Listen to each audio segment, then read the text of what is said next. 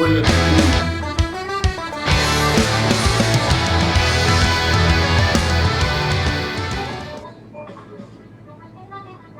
Good evening, ladies and gentlemen, and today is Thursday, June 11th, 2020, and this is your Dracut Connection. Welcome to the show, folks. We're coming to you live via Zoom. Tonight we have a great show for you. The Dracut Connection is a political talk show aimed at keeping the voters and taxpayers of Dracut informed as to what is happening both politically and civically in the town of Dracut. You can join us on Zoom or Facebook or our Facebook page, live streaming on the internet via DATV or on Comcast Channel 8 if you live in Dracut, Massachusetts. Before we get into our full agenda and our lineup for this evening, I want to introduce you to our panel. I'm John Zimini, a former selectman from Dracut, Massachusetts, and have been on this show for a number of years along with other co-hosts. I'll be your lead host for tonight. This evening, I'm joined by political activists and conservative activists and all-around big-time union guy, George Bogue. How are you, George? Not too bad. I'm having a little bit of technical difficulties, but I think I'm back now. You are back, and it's not nearly as bad as we'll get into later on. A member of the Board of Selectmen had a problem earlier this week logging on. We are also joined by all-around good guy, great interviewer of protesters in Black Lives Matter, and a political astute activist, Gordy Scott, who also has a wonderful wife, by the way. She's great. I have a wonderful wife. You didn't mention that. Yeah, I forgot. Go ahead, Gordy. I just want to say my one comment is I really miss the Mountain Man updates. Okay. Yes, George Bogue's wife is wonderful, as is my next co-host's wife, Mary, is really the person who wears the pants in the house, like in my house, right, Brian? Last but not least, Brian Vaughn, the man, the myth, the legend, the mountain man, Brian Vaughn. How you doing, Brian?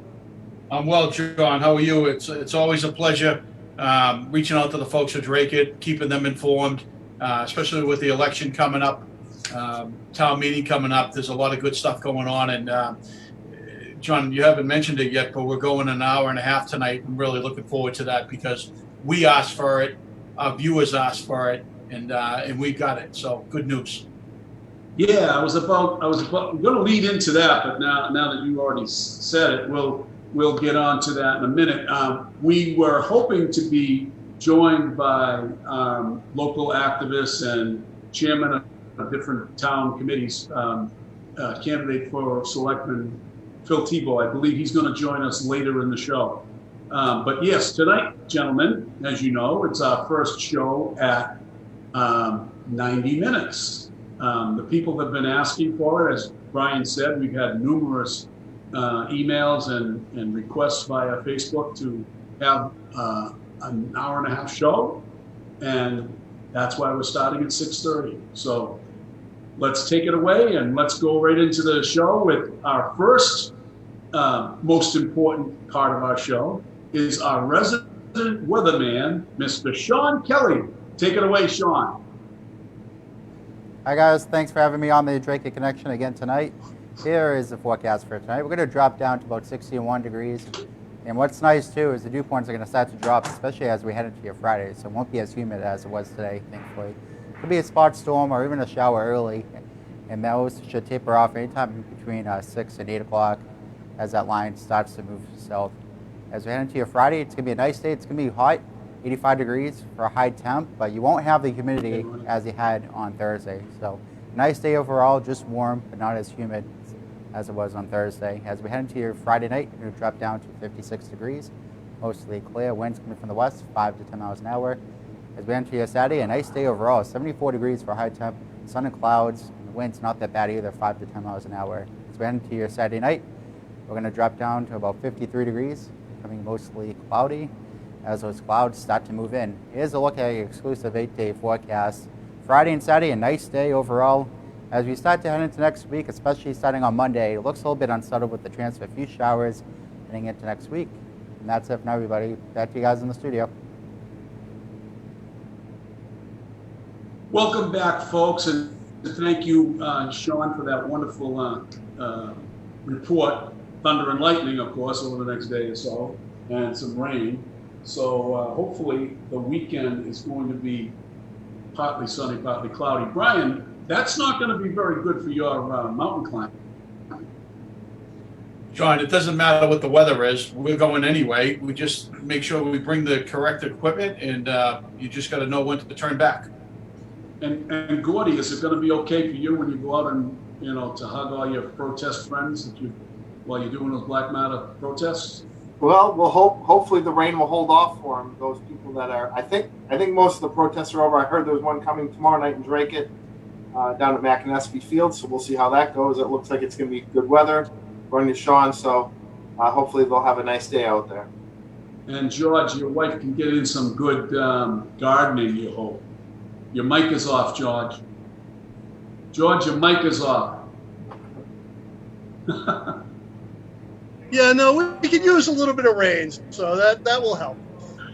Okay, so before we get into the real crux of the Dracut issues, we're going to turn over to Gordy Scott for our coronavirus update. Sure, Brian, do you have that video shared, or I can do it if you don't have it queued up? Why don't you grab it, Gordy, because... All right, I just want to give you, as we normally do, last week we didn't do one of these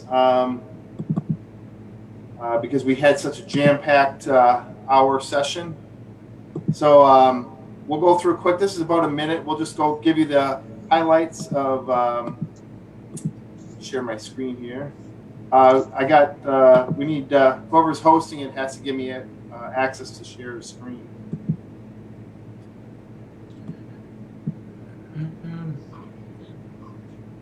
But I have an update. Not a lot has changed, but you'll see in the statistics when I show them that the elderly is coming down a little bit, which is a little bit surprising. Not a lot, not huge numbers, but a couple of like 0.1, 0.2 percentage points. And the amount of deaths have really gone down tremendously as well. So that's all good news. All right, so let me just share this out with you, and we'll play this for you. So this is our update for June 11th. You can see here, these are all the indicators for deaths, hospital patients, and the weighted average. You can see everything's on the downtrend, so we don't see any spikes. The average age of cases in Mass is 52, that's unchanged. Average age of hospitalization is 68, that's stayed unchanged. And the average age of death is still 82, that's still unchanged. So not much change there. So we're up to 7,492 deaths, 4,700 of them coming from long-term care facilities. You can see 98.3 are still from people with pre-existing conditions, 80 plus, 62.4. That was 62.5. 70 plus, 84.6%, down from 85. And 60 plus, 94.9, down from 95.2%. Then we have deaths under 60, 379 people, which is 5%. And then those with under 60 with no underlying conditions, 8 people in the state. So that's the update for from the state level on COVID. Okay, and I believe that Dracut has stopped posting daily updates, and they're going to weekly. So we do not have an update for Dracut as of today. But we're going to get into a couple of items right off the bat that we want to talk about tonight. We've got a very busy schedule. So I know that most of us either watched or caught up by watching a rerun of the Dracut Board of Selectmen meeting this past Tuesday. It was quite an interesting meeting. It wasn't a big agenda, but it was it lasted quite a while. I was into it for maybe an hour and a half, and then I finally got so tired of it I couldn't take it anymore that I said it was Tito time and time to go into the hot tub and to relax because it was so bad. I mean, it started off, I don't know, I'll ask you all to make a comment about it for those of you that did watch it. it started off that it was very disjointed. They didn't have everything set up very well. The Zoom meeting it's difficult to begin with, and it was a distraction watching them for 15 minutes trying to get the meeting started. And then they didn't really start the meeting, and they just went right into the meeting, took a roll call. You know, what perplexes me is there's no moment of silence anymore for the veterans like they used to when you had live meetings. When you had, meetings at town hall, there was no salute to the flag, none of that stuff. So I wish they would reinstate that, even though they're on Zoom. The thing that was very evident is that our friend who continues to want to close down Dracut Access Television and because of the Dracut Connection, he was so discombobulated. He couldn't turn his mic on. He didn't know what he was doing. He ended up going and sitting next to the manager in the manager's office. Brian, what do you think about that? Well, I think he was having a little trouble with his flip phone, trying to, go on Zoom. That was the problem. I don't think they can actually do videos there. And, I think he's actually carrying around a bag phone still.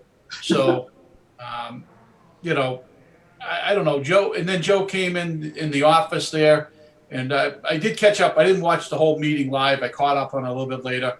Joe came into Ann's office, sat next to her. Social distancing wasn't happening there. They were only a couple feet apart. George, just raise your hand and I'll call for you because you're going to overtalk each other. Go ahead, Brian. So they were only a couple feet apart, but then I thought, well, they spend so much time together anyway that it's kind of like a family. You know what I mean? They're together so much. And she had mentioned, later in the meeting when people come in and out of the building, they're wearing masks. And I doubt very, very much that Joe Dracut wears a mask when he enters or leaves that building or when he's in that building. So that's my 3 cents on that. Well, Brian, we had a picture a couple of weeks ago of Joe Dracut coming out of town hall, and we know that he doesn't wear a mask. So she lied right there saying that everybody has been good about it and wearing a mask. George, what did you have to say? Yeah, no, I was also going to comment on the mask thing because it looked like they weren't 6 feet apart. And considering, they spent a decent amount of time later on talking about, how people were going to have to wear masks at the town meeting, maybe they should be leading by example. I don't know. Correct. Gordy, you have anything you want to say about that? Well, no, I just wasted 20 minutes of my time because I guess Joe couldn't figure out how to use his, town-provided laptop that, the taxpayers paid for. So all the selectmen have that nice Surface laptop that I guess never got any training on. So gentlemen, I have a toast to the electronically challenged Joe Dracut that can't even turn his microphone on, let alone his computer. Cheers, Joe. So next subject of what was going on at the meeting, and Gordy, we talked briefly about this earlier today. What do you have to say? They did approve or vote on the acting police chief. What do you have to say about that, Gordy? Yeah, so for those people, I'll just bring you quickly up to speed on what's happened with the police chief over the past few months. For those of you watching that don't know, at the end of April, Chief Bartlett's contract expired. So it was up for renewal at the end of April. Because of COVID, things got expanded a little bit and postponed. So on May 28th, I think, or 23rd, at the selectmen's meeting, the selectmen did not vote to renew his contract because they had some issues. One of those being the union said there was a vote of no confidence in the chief. So they wanted to check that out before they went ahead. And there was some other, he was supposed to take no raise. So the chief was actually in that selectmen's meeting. Immediately after he didn't get his new 1-year contract, he went on Chapter 111F, which is basically like workers' comp, which you get paid your full salary without federal and state taxes withheld. So he makes about $170,000 a year that he's getting no taxes taken out. He's getting paid for that probably for the next 6 months or so. That's almost $3,500 a week.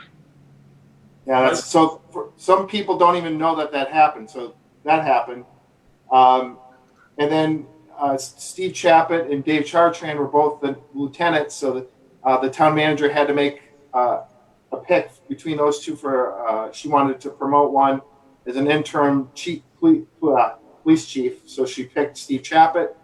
So Steve Chappett got voted in there. That was a week before the last selectmen's meeting last week. So he's now our new interim or acting police chief while Bartlett is out. And he was then voted in on Tuesday officially by the selectmen. So that's kind of where we stand right now. So we'll see what happens in the future. If I'm assuming he's going to become the new police chief once Bartlett goes off of workers' comp. Brian, you want to say something? I got Yeah, let me jump in. question. My hand was raised first there, George. So I think Steve Chappett is an excellent choice. He's a great guy. Like, you guys are all blow-ins, right? I'm a born and raised guy in Dracut. Steve Chappett's born and raised. So is Dave Chartrand, right? They're both great guys. And either one of them would have made an excellent choice. But, I think Steve kind of nudges that out by a little bit. I think he's a great choice. He's a good community guy, all-around great guy. In fact, some time ago when it was in the news, it was in the Lowell Sun, my daughter was coming out of a Hannaford, and some guy tried to abduct her and throw her into the back of a van. And Steve kind of caught the guy. And so that's a great thing. Steve's a hero in my books. So he's done a great job. And I think he's a great representative of Dracut, and he's going to succeed very well. So congratulations to him. Go ahead, George. I'm good. So I have a question about process here. The Chief Bartlett's contract has expired already? Yes. Correct. So how would he come back unless he's given a new contract? That's not exactly right that his contract was expired. I think it's a continuing contract. If they don't renew it, they keep it until they tell him he's done. I think there's a clause in there. But right now, the contract is on hold. They didn't discuss it at the last meeting, and I don't know when or if they will discuss it in the future. George? Well, I can't imagine that at this point they would offer him a new contract. I know if I was on the board, I would be against that. So I think we're probably looking at some sort of like maybe settlement here. I don't know. Yeah. Just one quick correction, John. Gordy, I'll get right to you. Okay. The two deputy chiefs were Chappett and Chartrand. So it's not true that they were lieutenants. They were both deputy chiefs, although Deputy Chartrand has been deputy for 14 years, has a ton of experience. Good guy, very good guy in my eyes, as well as Chappett being a good guy. So, I think there's no argument with what happened at this point. Go ahead, Gordy. I was just going to say Jake Morgan did correct me. He said they were deputy chiefs, not lieutenants. Oh, okay. My mistake. Yeah. Very good. All right. So, having said all that about the chief, now we get into, let's talk about the reduction of the quorum at town meetings. So, they had a long discussion about the reduction of the quorum, and they want to go from 250 to 150. That's what they were circling around. But they had a lengthy discussion about going where they're going to have the meeting. And I guess Kathy Graham and the manager had met with Andy Graham at the school, the high school, and they've gone over that it's, there's 700 and some odd seats there, that they would be able to fit 125 using social distancing with 4 seats in between everybody, and that it would be safe for people in that big environment, and that they wouldn't have to wear masks, or they should wear masks in that building. And then they said for any overflow, they'll put it in the cafeteria, they'll set up TVs, they'll have accommodations for anybody that overflows. They also had a long discussion, as George said, about not wearing a mask. There are people that don't want to wear a mask, whether it be for health reasons or they just don't want to wear masks. And they said that they would not want to let anybody into the auditorium without a mask, the main auditorium without a mask. So they would accommodate them in a separate room also. Now, the thing that really boiled down to what I got out of it was that Kathy Graham and, I don't know particularly the manager, but Kathy Graham got upset with town moderator George Miliaris when he questioned why we weren't having it outside, which was a great question. I mean, he's the moderator. Kathy says that, well, at the last minute, 5 o'clock this afternoon, you chime in with this question about having it outside in the parking lot or in a park or something. And, George was talking about having it at the gazebo and setting it up outside. And of course, Kathy Graham took offense to it all because, after all, she's the most important person in the room, and she needed to, have the board just acquiesce to her and do what she has to do. To go ahead and have the thing where she wants it at. So that's what I took out of it, and I think George should have been involved in all of the talks. It's his meeting. I mean, it's a town meeting, but he runs it. Go ahead, Brian. Yeah, I totally have to agree with George Miliaris, my neighbor there. He definitely had a great point about this. This should be really outside. Why are we bringing all these people into a closed area? But I was my comment to you, John. My question to you is, who is in charge of town meeting? Is it the moderator? And if it is, why didn't they approach him early on and ask him and say, hey, this is what we're considering. What are your thoughts? What do you think? You know what I mean? Why does our moderator, who I don't agree with him all the time, right? Because we comment, about some of his actions at town meeting and question them, but he's the guy in charge. So why didn't they bring him into the decision-making process earlier than the selectmen's meeting? So George, what do you think about George Miliaris' concerns about not wearing a mask and people being in there, not being too close quarters inside the auditorium? What do you think? Well, first off, as far as the logistics go, I mean, I kind of side with Kathy on this, that, they'd gone through the whole auditorium with Andy Graham and they'd laid everything out. And, well, first off, part of the problem is, and this came up in the discussion, is why are they doing this at the Board of Selectmen now? Why haven't they been looking at this before? So, maybe if they looked at it before, George Miliaris could have raised his points. I mean, they were valid points, I understand, but it's like, all right, we've done all the legwork on it. Now, all of a sudden, we're getting these last-minute questions. So maybe they should have brought him in sooner. Maybe he should have volunteered stuff sooner. I don't know. But again, it's just like, we're a couple of weeks away from the meeting, and now we're just like starting to set it up. This should have been done a few weeks ago or a month ago. It's all as far as the mask go. No, go ahead. It's all about control, George. They all want, they all have their little egos and they want to control everything. And, they should not, maybe they should have included him. Now, I'm going to give it to Kathy Graham that they may have tried to reach out to George and he wasn't available. But you can't come to an open meeting with a line item that says we're going to discuss it and then think there's not going to be any discussion. We're just going to go ahead and that somebody else is going to come up with a better idea, right? Right. Go ahead, Gordy. So my take on this is, it was kind of embarrassing. I guess I get that, the town man, Ann Vandal had a point, Kathy had a point, George had a point, but they should have settled that not at the selectmen's meeting. They should have taken that outside of that meeting, because it was kind of embarrassing for them to fight back and forth. And it got a little contentious there during the meeting. They're bickering back and forth. They should have taken that offline. They are political people. They're known to the town. That's not the right forum to have that debate. They should have had that debate outside of the selectmen's meeting. And then that shouldn't have even been part of the selectmen's meeting at all.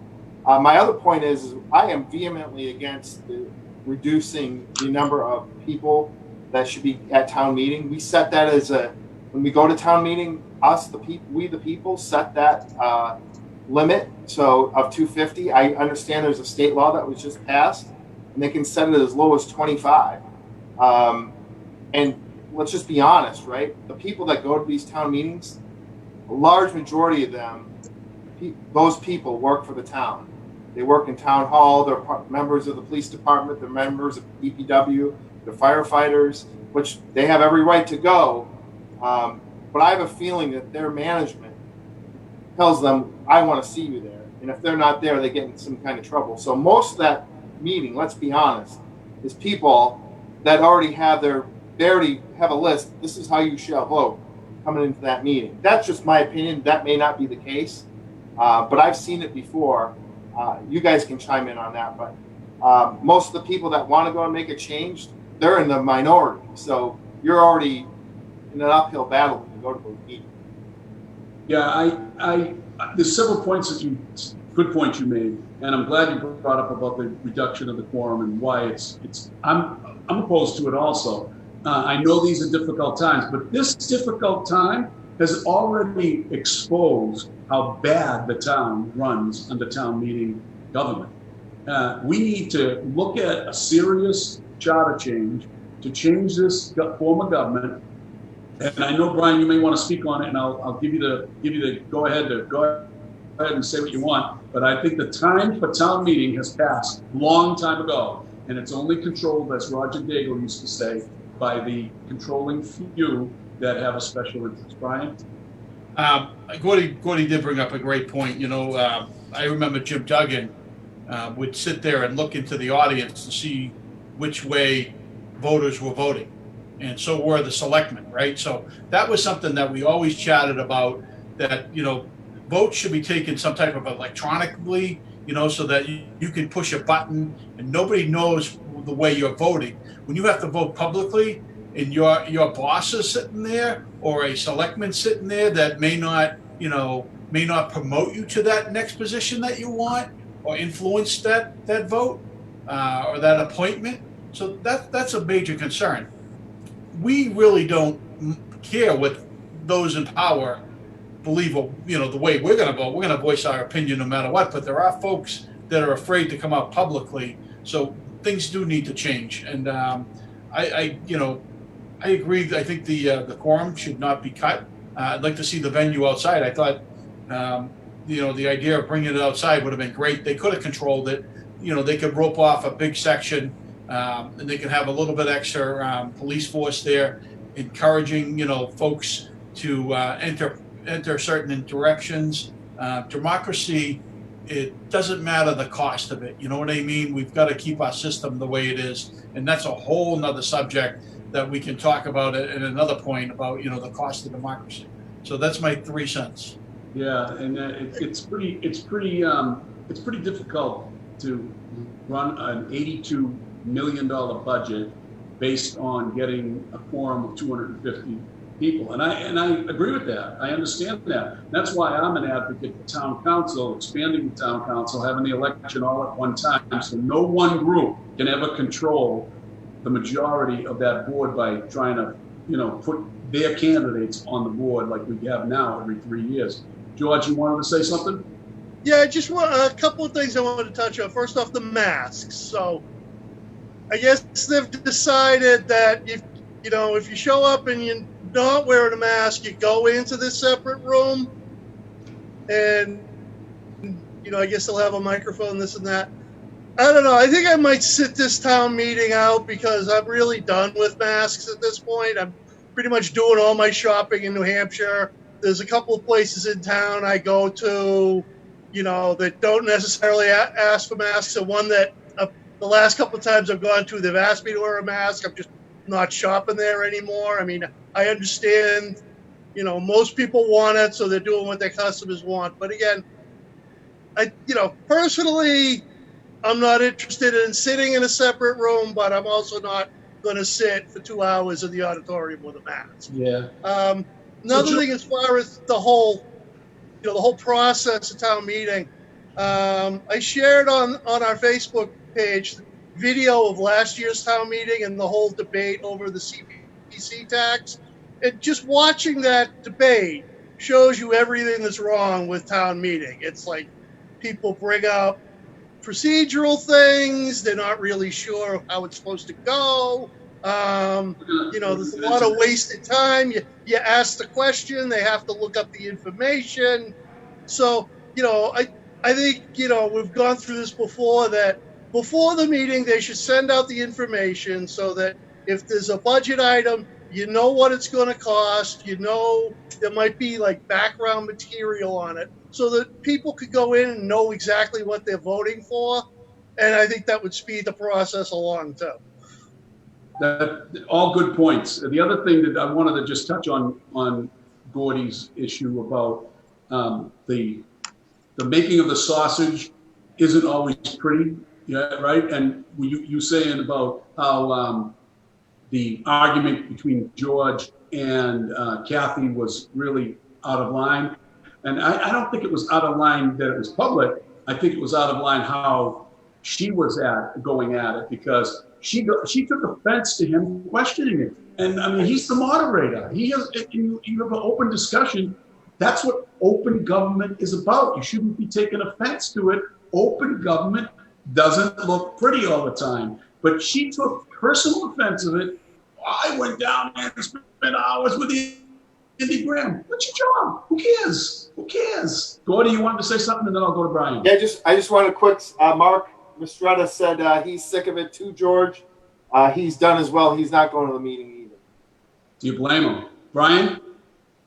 I just wanted to mention that, the clerk was upset because I think that she's developed, she's hung out at Town Hall West much too much, and she's developed that entitlement that, how dare you question me, right? And typically I don't speak up and comment about her, but I did watch the meeting and she was quite perturbed, like, how dare you, So, I think Moderator Miliaris has more than the right to bring his opinions, and really, I think he should be the one that controls where the election takes place and how it takes place. So there's my 3 cents worth. Again.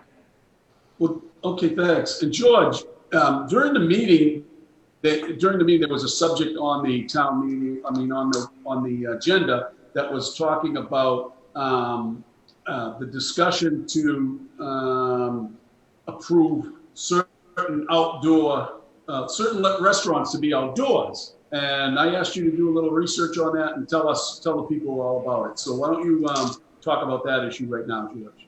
Yeah. So I guess they held it open, applications until like 5 o'clock the night of the meeting. So the places that applied for outdoor licenses to serve alcohol with food were Tavern on the Line, Village Inn, Rendezvous Lounge, Brothers Pizza, Dracut House of Pizza, Patty's Ale House, Owen and Ollie's, Bobola's, Primo Pizza, and Lenzi's. There was discussion about, will people be able to sit there and just drink beer or this, that? So basically, you have to eat. You have to be eating food. You have to order the beer through your server. You can't walk up and get your own beer and come back to your table. There was a little discussion about, what happens if someone new applies. So apparently they're not going to delegate it to a subcommittee, that if someone applies before the next meeting, they'll have the authority that as long as all the preconditions are met, they can get a license too. There was a question about, what time will this end? If, say, the restaurant, if the kitchen closes at 10 o'clock, can people stay there till 11? And basically, when the kitchen closes, the alcohol stops. There was some concern about noise, but looking at most of these places, it looks like maybe the Rendezvous is close to some people, but most of these other places are kind of, they're set off with a big parking area anyway, so they didn't think that would be that much of a problem. And it passed 5-0. So, I mean, it seemed like a decent discussion on how to handle it. And then, the other thing is, under the state law, this is all set up. It's going to, it will expire either November 1st or November 30th, depending on the legislature. But if the emergency ends before then, this would stop as soon as people are allowed to go back in. Gordy, do you have anything to add? No, I just think it's a step in the right direction. I think it was the right thing to do. Many of the businesses you mentioned, a lot of the places that my wife and son and I go for food. So Brothers is our favorite spot, so we'll be there supporting them. But no, that was obviously the correct choice to do. Brian? Well, Charlie Faker is really killing the economy in Massachusetts. It's disgusting. It needs to stop. It needs to stop real quick. These businesses have been struggling, and they really need to get back to it.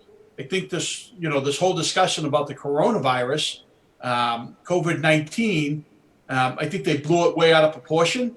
I think it's all about, we went from Russia to Yugoslavia. I mean, it's just another way of trying to nail Trump and the Democrats. They're just trying to push one item after another, and before you know it, they're gonna talk about aliens landing, and we need to get the economy back to work. Dracut businesses need to get back to work, and they need to open up a little bit more. And Charlie Baker's got to go. He's got to go.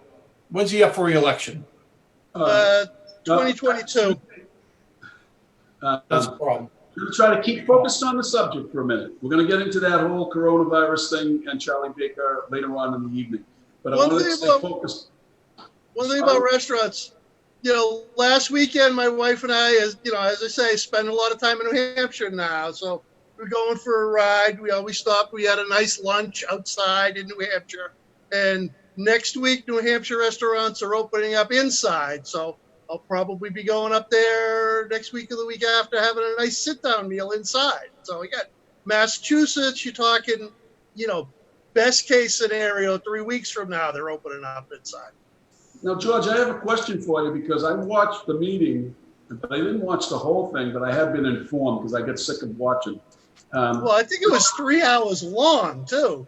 Yeah, it was too much. I ended up that I cut out, but I understand that they talked about putting stipulations on, and this is where I wanted to go with this, that Joe DeRocco wanted to add stipulations about the drinking of the alcohol. And I guess there was pushback by Tammy Driscollaris, who said, these particular restaurants have been dying for the last 3 months and that they need some relief, that we shouldn't put any restrictions on them. As long as they're there and they're following the law, let them sell the alcohol, let them do their thing. So I understand that in the end that the vote was taken, and Joe DeRocco had asked, are we going to take the vote separately? That's because there's several members on that list, several businesses on that list that Joe DeRocco has a stick in the mud over. He doesn't like some of the owners of those businesses. He's mad at them. And he wants to single out and vote no against those particular, in my opinion, he wants to vote no. See, Joe DeRocco is not a nice human being. He's a despicable human being. He's very, very, he goes after people in ways that you can't even imagine, because he can, because he's in charge, you see? And he gets his thing, he gets his guts because everybody at town hall cowers to it. It's a joke. The guy is long overdue to be gone, and he shouldn't. He takes personal vendettas against them, and we're going to talk about that later in the show. How he's got a personal vendetta against the Dracut Connection, which is fine. I own that, but he should not be taking it out on DATV because they're not controlling the content. Well, there's such a thing as free speech. And free speech doesn't end, right, Brian Bourne, at the borders of Dracut, Massachusetts. What do you say, Brian? Well, I think Joe DeRocco needs to be very careful because free speech is a concern that You know, again, he if he has a problem with the show, he doesn't have to watch it, right? If he tries to shut down the show, he's shutting down free speech, and I guarantee there'll be a lawsuit coming at him personally. And the town of Dracut does not need another lawsuit. You know, is he trying to, you know, he's trying to take over control of the DATV? And I didn't really want to get into this whole thing, you know, because, and I speak We'll as talk about it later, Brian, but I just wanted to talk about particularly how Joe Dracut likes to control things. And he sat there next to the manager. You know, the rules aren't for Joe. The rules are for everybody else. Him and the manager can sit within 5 feet of each other and not have to pay attention to social distancing of this stuff. So my second toast goes to the despicable Joe Dracut. Here's to you, Joe, despicable human being. I can't even toast to him. I have no water. So, By the way, John, one thing that you mentioned that, you know, when they voted on all the restaurants at once as opposed to individually, yeah. one thing that when they were talking about the town meeting, they were talking about doing blocks of votes. So like doing it's 1 through 10 in one vote, as opposed to even like addressing them individually. So yeah, that we're going was to get into that when Brian brings up we're going to get into that too. That's another despicable thing. They want to beat the housing authority's quickest meeting record. Well, having beat all of that to death, one last thing for George. So now they've taken all these steps and they made a vote on this. Now they want to create a subcommittee for outdoor dining. What about, did they talk at all about outdoor dining for people, for businesses that don't serve alcohol? Because there didn't seem to be any importance there of controlling whether they took up too many parking spaces or handicapped parking spaces or things of that nature. Did they talk about that? This particular vote was about the liquor licenses. So, I mean, I'm not sure how other outdoor dining necessarily is, you know, relevant to that. You know, presumably all those regulations have already been set up. I don't know. Yeah, I think they're flying by the seat of their pants, to be honest with you. Gordy, do we have any more comments from anybody online that wants to chime in? Yeah, I've been talking back to a couple. Joey Parrington says that he's giving the 4th dispensary a hard time because he does not like the guy that owns it. Aubrey Perry says the selectmen should be supporting DATV to drum up even more viewers. Are you saying that Joe desperately wants to silence you? And I said, yeah, he wants to control the content that runs on DATV. If he's looking for contracts and what power the selectmen have over DATV, he's definitely looking to do that. That's amazing. So, Brian, we're going to get into the next subject, Brian, and you're the king of this particular subject, we think. Or you're the king of a lot of subjects, but this subject you have some intelligence on. CPC question, which is coming up in the next town election. Why don't you give us a little update about what you've been doing to personally help defeat that foolish tax and what's going on with that? Well, if I could start it from the beginning, and George did share a video of the November 2019 video where Kathy Richardson had proposed to reduce the tax, and Warren Shaw had seen the opportunity to manipulate the folks that were there to vote on the CPC project to put turf fields in, which I think is a good project. I think it's a great thing for the town. But those folks typically don't go to town meeting, and Warren Shaw took advantage of them and manipulated them. So Kathy wanted to reduce the CPC tax and save the taxpayers a few bucks. And Warren got up and he made an amendment to her article. And as we know, you have to take the amendment first, and if it passes, then that article is now, the amendment overrides the article. And so I'm going to share a screen. And so here's a photo. Here's one of the signs we have. We have a couple of them in. I'm going to try to get that centered a little bit better. So we have a couple of them around town in the blue, and we have a few in the red. So do I have that up on the screen? You guys see that? Yeah. Yeah. But you have a blue one. Is that coming? Is that one that's coming? There's actually about 10 of those already out there, John, and there's some more that we've got to put out. So these are the bigger signs. I think these are the like 4 foot by 8 foot plywood sheets again, and we've got them up, and we got some of the smaller red ones.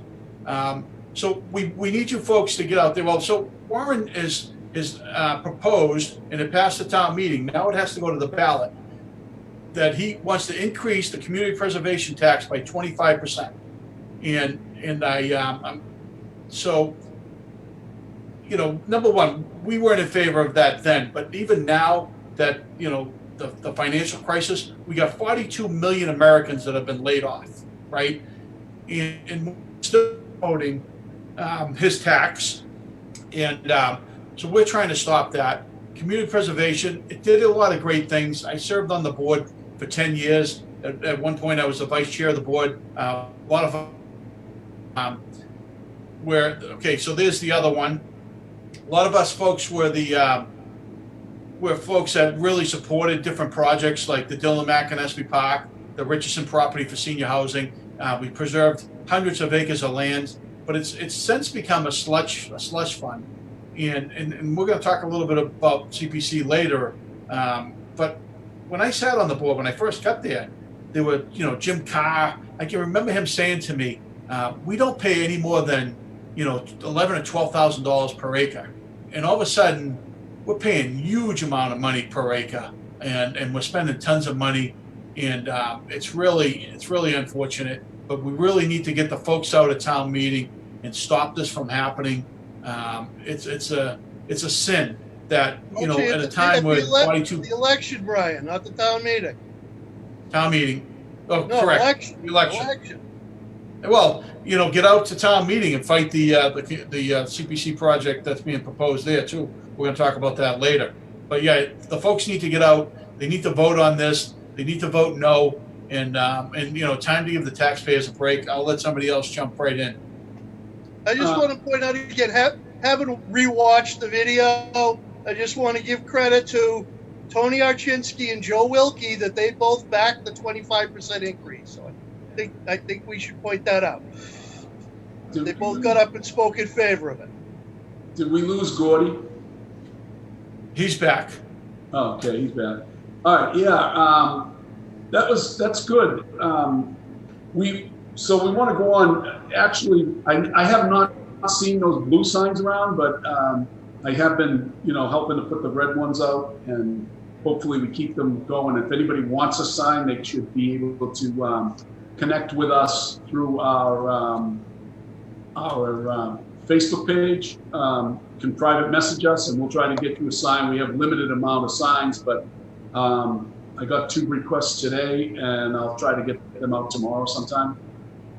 The other thing I wanted to talk about is, Brian, why don't you go over a little bit about the candidates for election this year, who they are and where they, you know, briefly where they stand on a couple issues.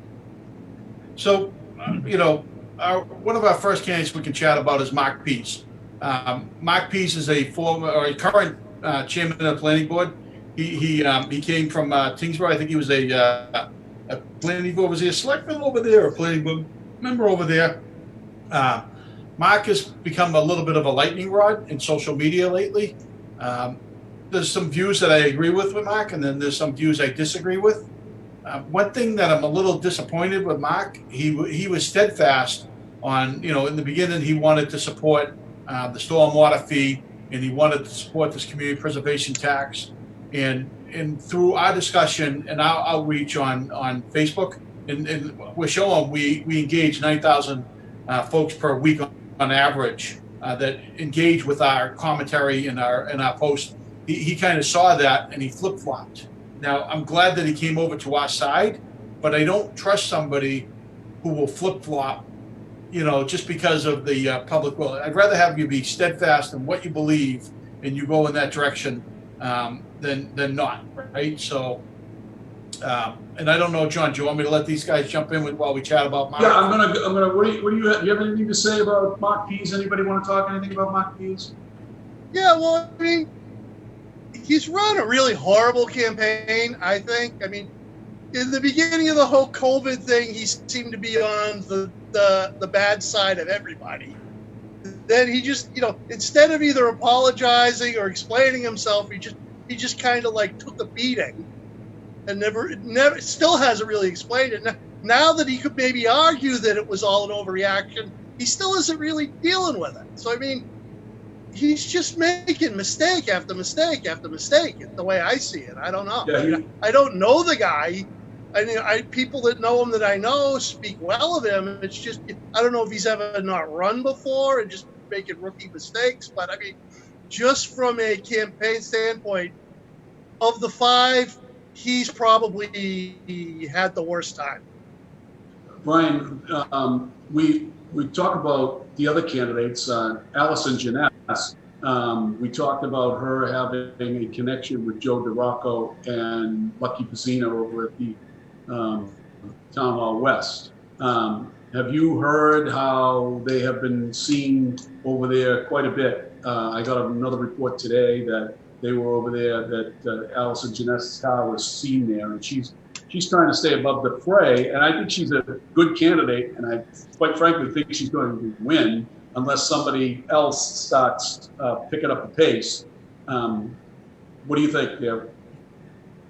So I think that I know that Mark's been over there quite a bit looking for the support of Town Hall West. It's a group in town. They Lucky does he does know how to play politics. He does know how to get the vote out. He's very good at it.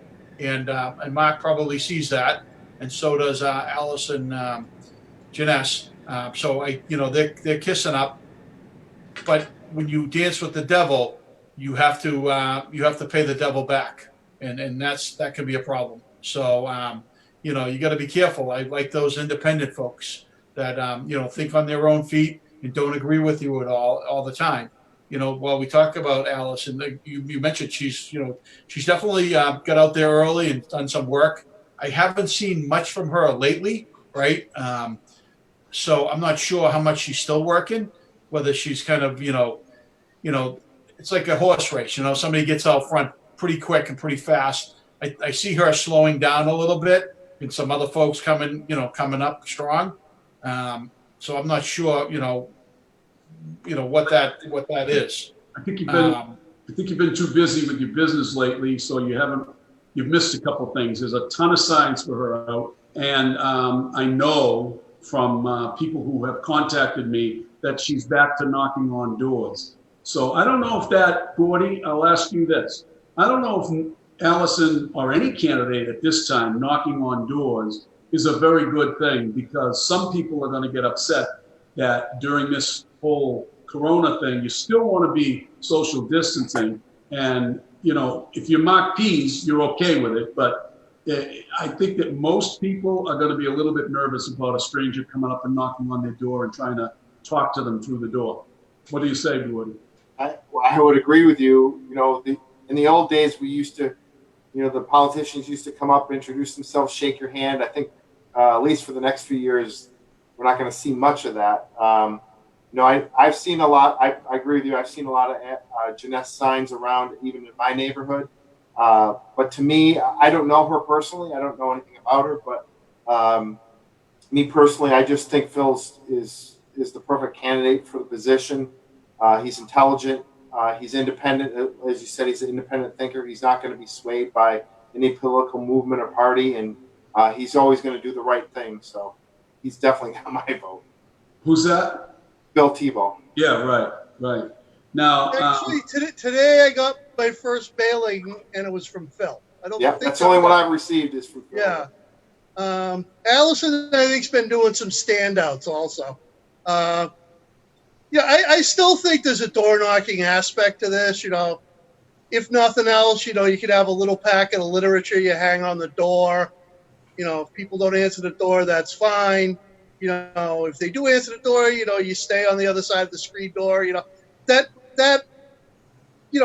a selectman's race, you could swing a few votes that way. I think it's not a bad idea. I know when I was running one, sometimes you screw up. I remember the first time I ran, I went out, the first Sunday of September, and someone's like, the Patriots game is on. What the hell are you doing here? Right? So sometimes you shoot yourself in the foot that way, but if you're a little careful, I think it's still a good way to do outreach. Yeah, I think knocking on doors is a must if you want to win. But in this environment, I think it's questionable whether it's acceptable because, but personally, if I could do it and I was running, I'd be knocking doors, no matter what, even if I had to wear a mask. But we talk about Phil Tebow all the time. Phil Tebow's a great candidate, and he comes up with great ideas. He came up with a CPC idea to divert the state's funding of CPC tax money to the general budget to help maybe save a couple of jobs during this next year or two. And I think that's a great idea. It's only about $400,000 between the two, the town and the state. But that's $400,000 that could save a teacher or save a police officer or save a firefighter or a DPW worker or a town hall worker. And I think it was a great idea, and sunset clause it so that it doesn't carry over forever. But Phil is a very good candidate. But what do you think, Brian, about Heather Santiago Hutchinson? Now, she's a very intelligent and comes across very well. And she's out there holding signs, too, on Saturdays, which to me is the biggest waste of time. But I know you have to do it. Go ahead, Brian. What do you think about her? Well, Heather, we've reached out to several times to, chat with her to see if she'll come on the show. She's always too busy. I understand she has two jobs, and she's really, really busy. So I always question, and I honestly haven't seen anything that she's done. I have social media. I haven't seen anything at all. She hasn't addressed anybody. I think she's just kind of out there and hoping to get, the support of the good old boys to get her in there. And my question is going to be, if she's, lucky enough to vote, will she actually have time to spend doing the job, right? Because you can't be an absentee selectman. You've got to get involved.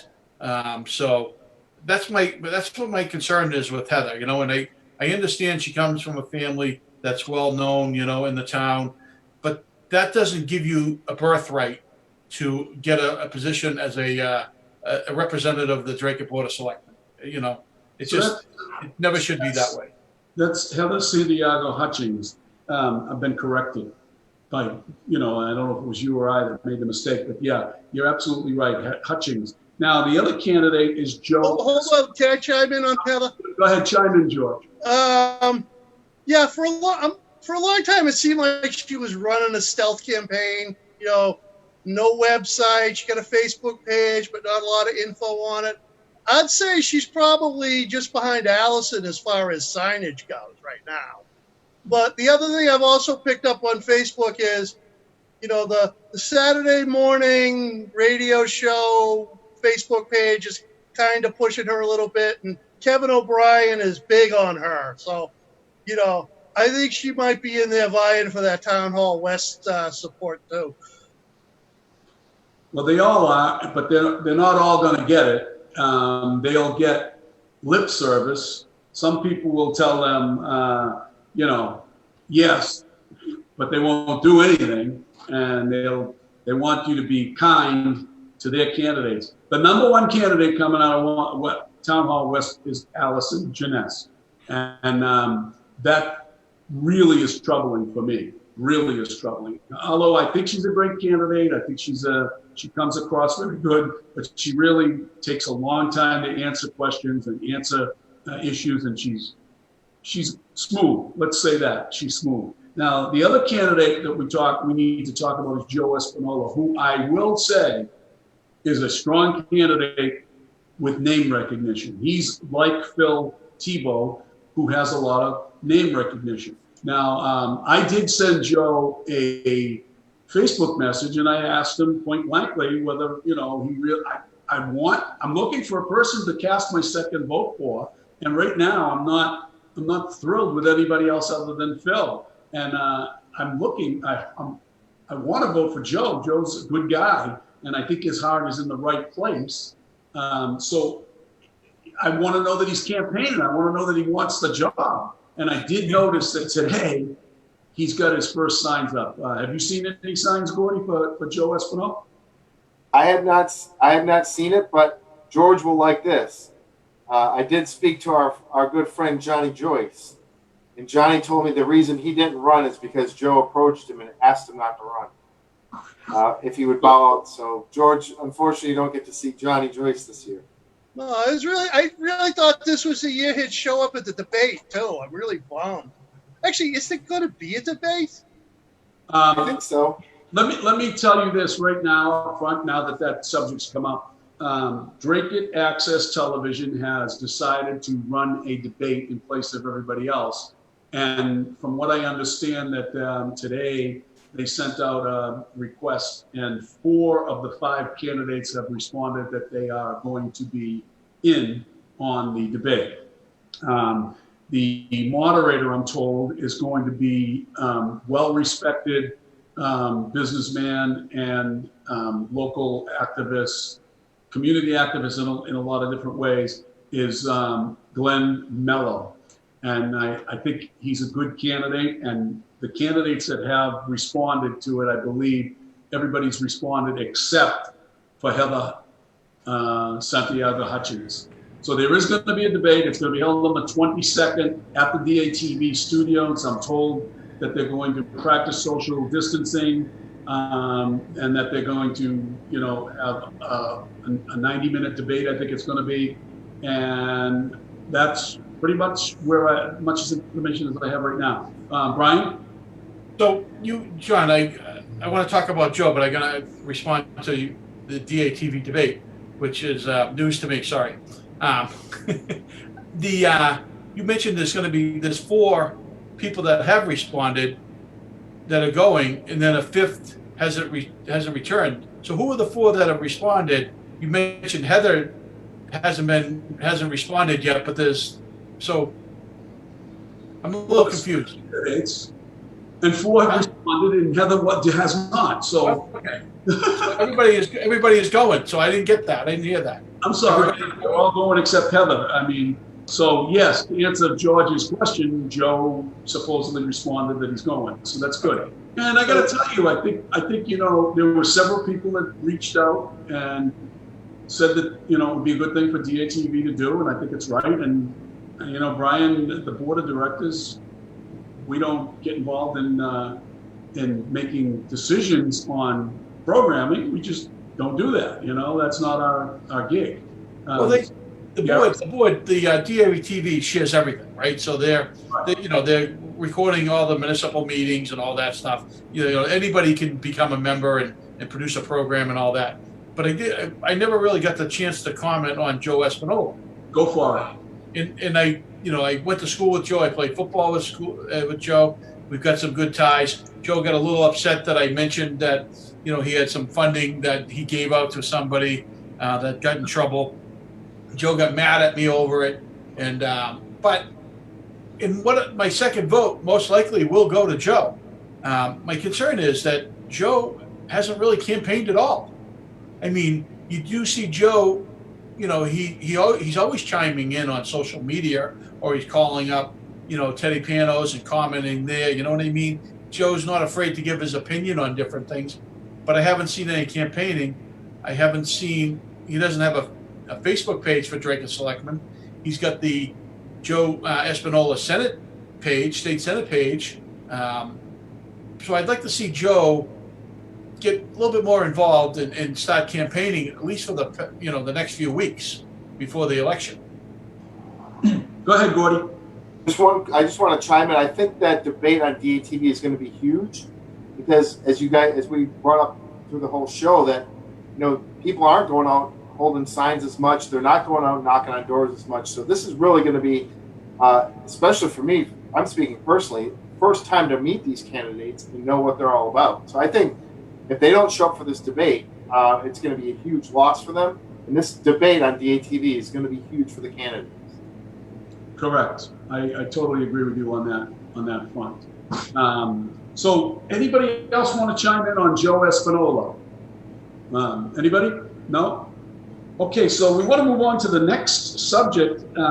Brian, we want to talk about the before we get into your thing, because I think your thing is going to be lengthy, and I want to give it a lot of time. I want to talk about Black Lives Matter's protest that Gordy and I went to last week, and we telecast that live 2 hours. Did a great job with it. Gordy went into being the young guy that he is and not being, compromised medically or otherwise like I am. And I'm a little bit older than Gordy by about 40 years. So much better looking too. Thank you, Brian. You always are so nice to me with your compliments. I know because you're just trying to be more like me as much as you can. But anyways, Gordy, there's going to be a protest tomorrow in Dracut that's being proposed by a couple of people.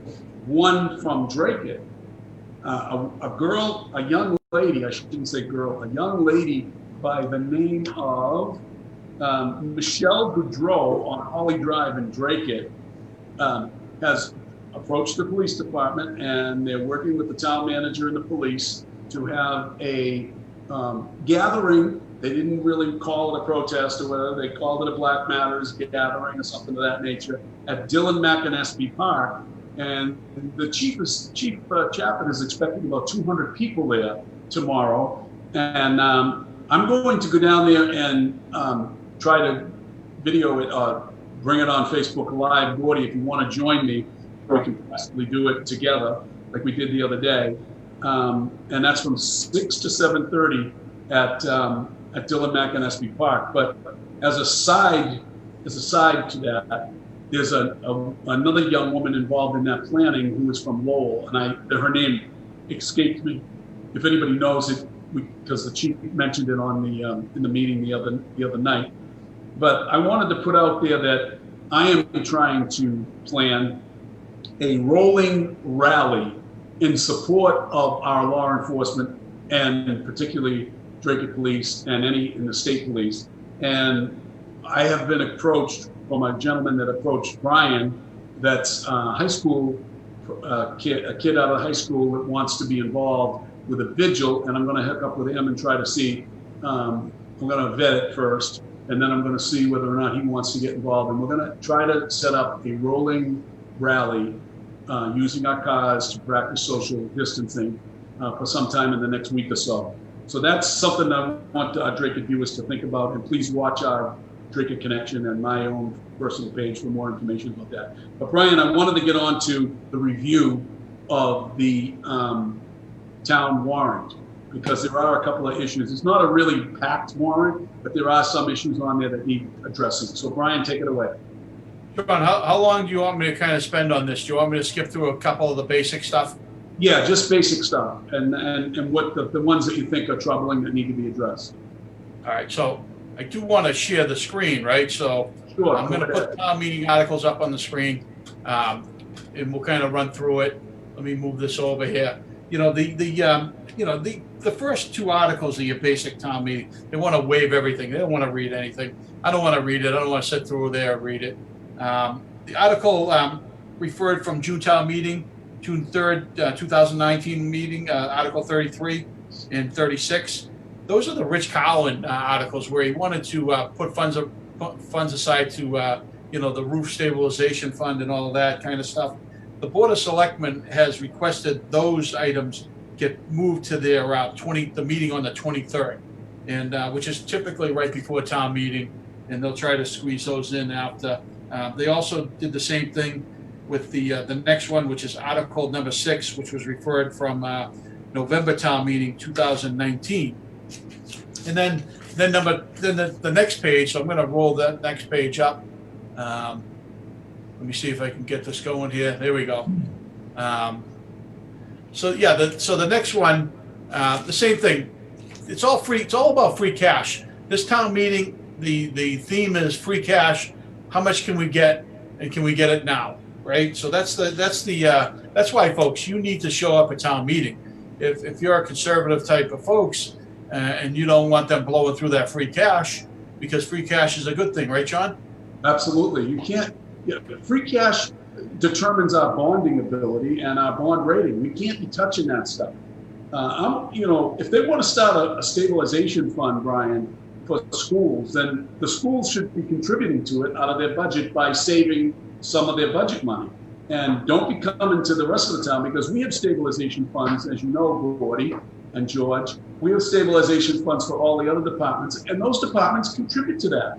They need a vehicle, or they need a piece of equipment over a course of a number of years. They put into the stabilization fund, and it's earmarked for that particular purpose, and it doesn't hurt the rest of the budget. So they don't go to. Very rarely do we go to free cash to take out, and it should be used only in a time of an emergency and not touched, because you don't want it to hurt your bond rate. So our next article, and the chairman Forcier was calling these motions. Yeah. I'm a little confused, because they're articles. That's how I've heard it called. But during the meeting, called it motions all the time. Maybe I'm wrong. Maybe they're a motion before they become an article. They're an article first, and then they make motions to approve the article. Right. So the next one is the typical, the elected officials of Dracut, the selectmen and school committee members have a stipend of $2,000, and the moderator has a $550 maybe or $500 stipend. I think this is something that, the board did vote unanimously, but I think that they should actually recommend not to take any type of pay this year because of the budget crisis that's going on, but they didn't go in that direction. I'm really disappointed in that. And maybe at town meeting, I'll get up on floor and ask them if they're willing to help out the town folks and show a little bit of some camaraderie with the employees of town, because everybody's going to be taking a hit. Let the selectmen and the school committee and the moderator work for nothing for a year. Article number 5. Go ahead. This spells out the $82 million budget for the year, right? And Ann Vandal was really concerned about, they're looking to pass this, and they're looking to reapproach it in November. They're looking to try to get some COVID-19 relief funds, or they're going to have to dig into to free cash again in November. So this, they're going to approve it now, and it'll probably take a few minutes just to vote it and approve an $82 million budget. There'll be no questions. And but unfortunately, they're going to have to dig into cash later, and that's they're going to eliminate. They did cut the budget down by like 1.8 million, but I don't know if that includes. They're looking to pass that 2.5%. Nobody ever talks about that. You had 2.5% every year. They should, there should be the selectmen should be chatting about that, but they're not. Anybody have anything to say on this article? No, just get to the important articles, Brian. Most of the stuff is, Well, there's several articles that Petitioner Allison Volpe and the Ann Vandal that are school items that they want to dig into free cash, and between I think it's $560,000 that they want to grab out of free cash for school things, which is fine, but we talked about that before.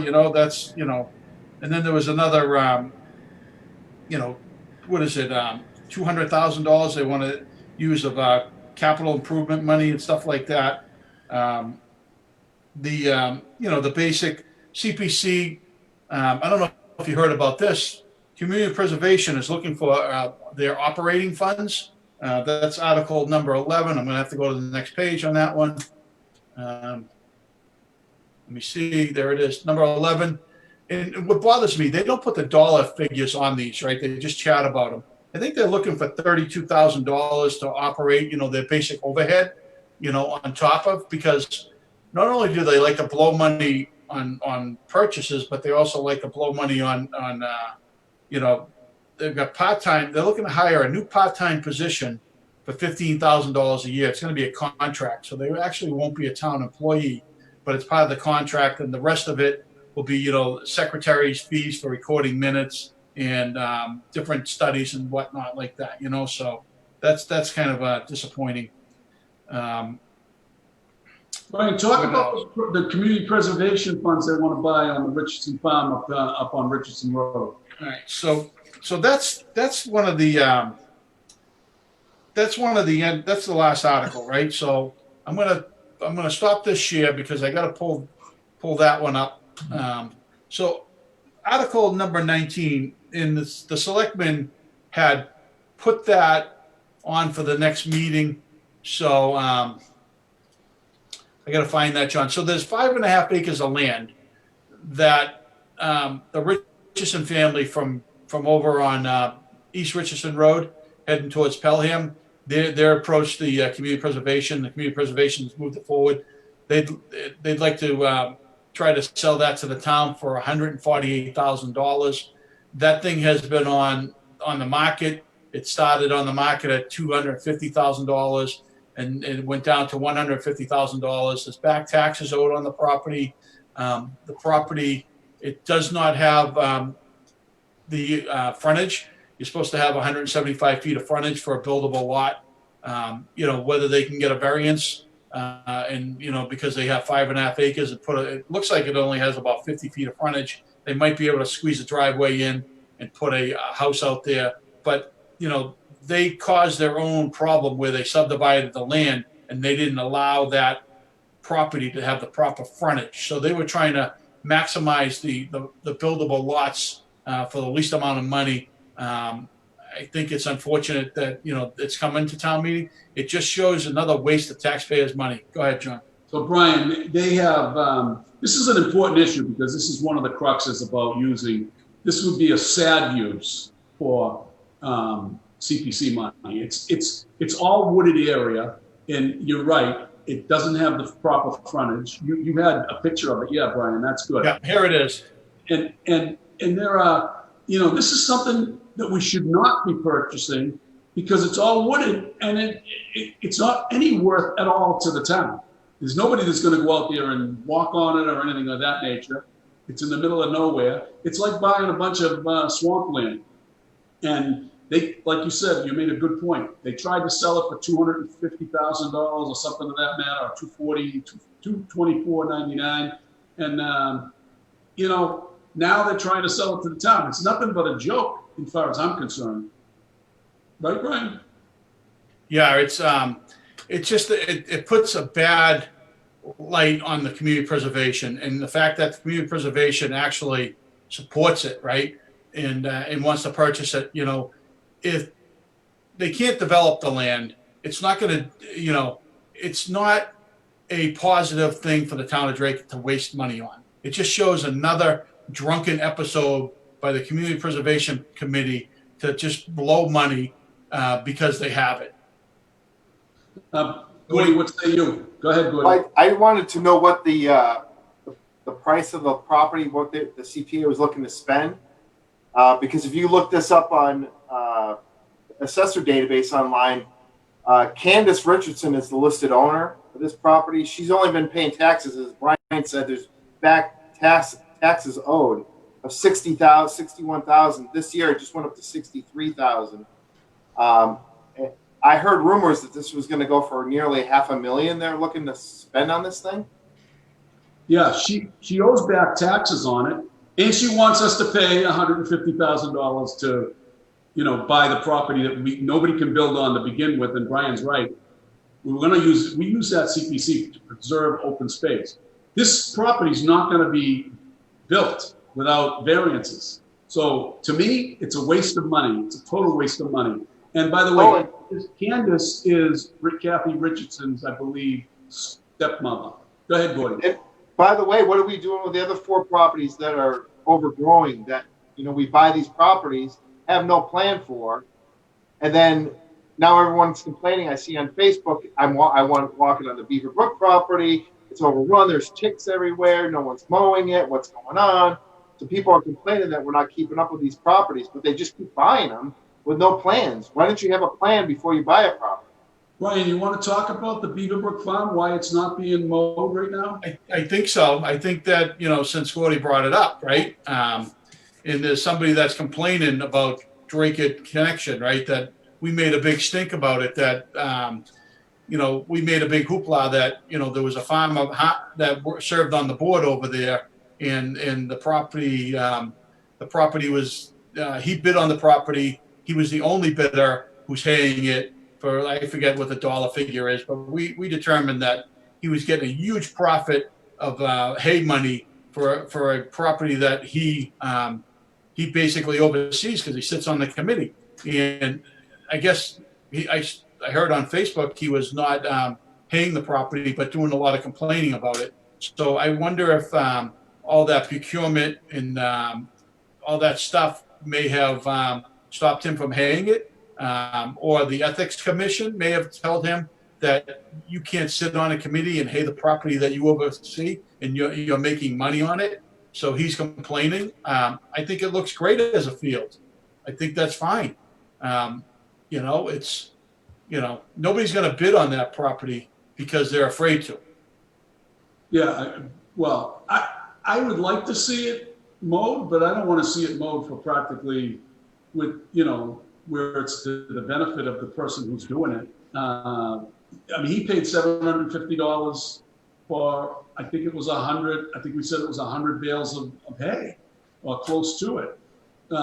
So I think that's just wholly unfair that one guy gets to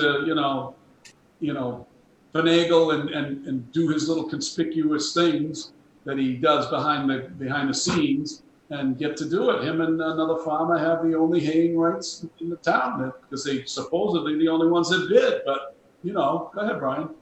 Can I make a prediction? Yes. So the other farmer, there's two of them. There's Taplin and Shaw, the two guys that farm, bid on the projects. And Shaw, bid on the Beaver Brook. He didn't bid on it this year because of the ethics violation or whatever. I bet Taplin will bid on it next year and get it. And Warren will bid on the project Taplin was getting and get his, right? And that's one of my biggest complaints is if we only have two farmers that really want to hay this land, why are we spending all this money on these properties and we've only got two people that want to hay it? So we're spending millions and millions of dollars so that two folks can profit. So it's not a project. The community preservation is not what it used to be, right? And again, I earlier stated we paid, I was on there for 10 years as a vice chairman. We used to pay $10,000 to $12,000 per acre, right? And now there's how many acres over at Beaverbrook Farm? There's maybe 15 or 20 or 25 or whatever, but we paid almost $3 million for that. So the numbers have gone way up. And then we've got to sink a ton of money into the property because the place is falling apart. We were trying to lease out one of the properties. Nobody wants it, so, I think it's a waste of money. I just want to chime in quick, John, if I could. Real quick, Jordy, because we got less than 5 minutes. So this is the problem with CPC. If you want, they keep wasting your money. They keep raising the taxes on it. You've got to stop it now. If they came in front of us and said, hey, we're going to put soccer fields there, we're going to put a football field there, and we're going to buy it for $150,000, I'd be the first one to say, yeah, let's do it. But they don't have a plan for this land. They haven't had a plan for any of the land. They've got to get a plan before they buy this stuff. Land's going nowhere. Pass on it for now till you come up with a plan, then buy it. Good. Very good, Gordy. Now, before we get into some more state and national politics, I wanted to talk about briefly about a letter that has been circulating to public officials around the state and cities and towns. And one in particular, it's a boilerplate letter, but this local resident by the name of Molly Desmond, she's a school teacher in Lowell. And she sent a letter to the public officials in Dracut asking that they consider defunding the Dracut Police Department. I have the letter right here. And the letter is an abomination, first of all. I cannot believe that this letter even got sent. I can't believe that it's a school teacher that did it. And she wants to take the funds away from the police department. She's calling, and I'll read one sentence and then we'll have a short discussion before we close out with some national politics. I am calling upon my representatives to take action to defund the police department as it operates now and to use those funds to set up a mental health response team and other resources. Can you imagine this woman wants the police department to send therapeutic response team to a domestic violence or to a gunfight or to a knife fight or to a riot or to somebody drunk driving. I mean, this is insanity, man. Gentlemen, this is insanity. And this is going across the country. This is boilerplate stuff that they put in the form of letter, and then they expect their local representatives to react to it. What do you say, Gordy, about that? This is just absolutely ridiculous. I don't know where all this came from all of a sudden. It's just asinine. I have nothing else to say other than What do you think, asinine. George? Well, I mean, this stuff has been out there. This is the Black Lives Matter agenda. You know, they also, you know, they talk about prison reform, but then there's not just talking about like non-violent people that don't sold a joint. They want to let violent criminals out. And, you know, the crazy big cities like Minneapolis, New York, LA, they're going to do this in some form. Hopefully Boston's not that dumb.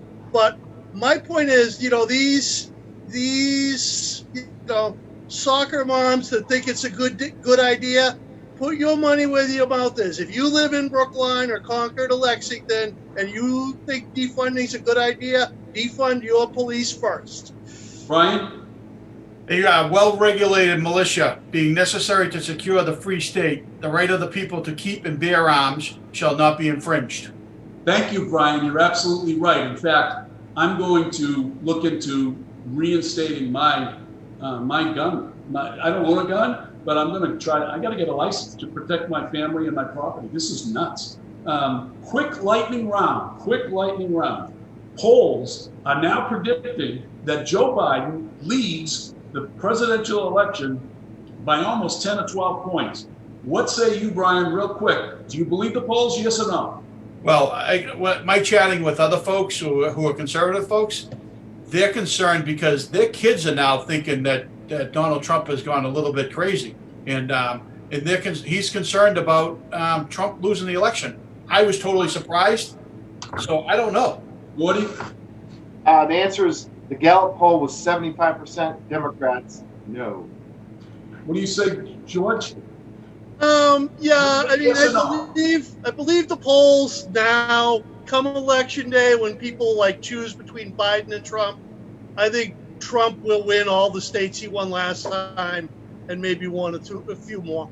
I still pick a Trump at this point. Folks, do yourself a favor. Look up a letter that was sent by Archbishop Vigano, who used to be the vicar for the United States of America out of the Vatican. That is a telling letter, and please make sure you look it up. I did post it on my Facebook page. Gordy, close us out. We're an hour and a half, and we got to close out. Go for it. Well, thanks for tuning in tonight. We had a lot of breaking news here tonight. Hopefully you learned something from us tonight, and we've swayed you to vote one way, or at least to get involved. And as always, I can't say if it's 7 o'clock now. I have to say if it's 6:30 and it's Thursday, it's the Dracut Connection. Stay connected. Good night, everybody.